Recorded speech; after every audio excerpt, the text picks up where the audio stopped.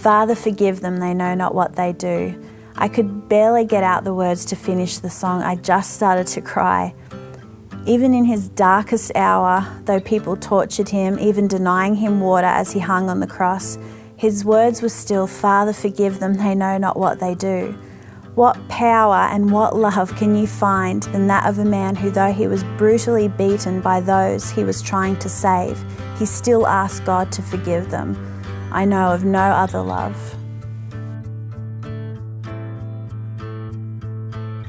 I remember the first song that I wrote for this album before I even knew there was going to be an album, and it's actually the title track called Naarah Story.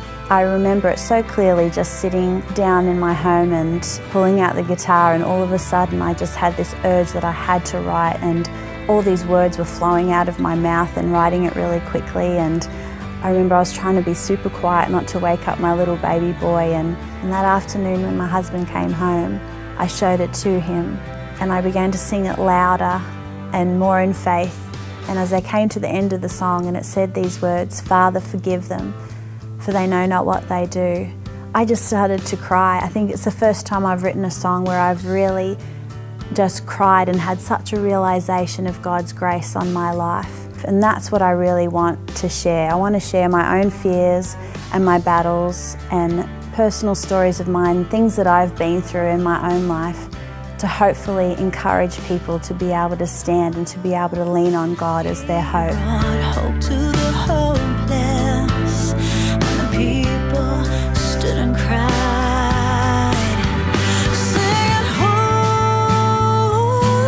holy. We all have a story that we can share to encourage one another with. And this new album that I've written is simply that. It's my stories, it's my devotional time with God.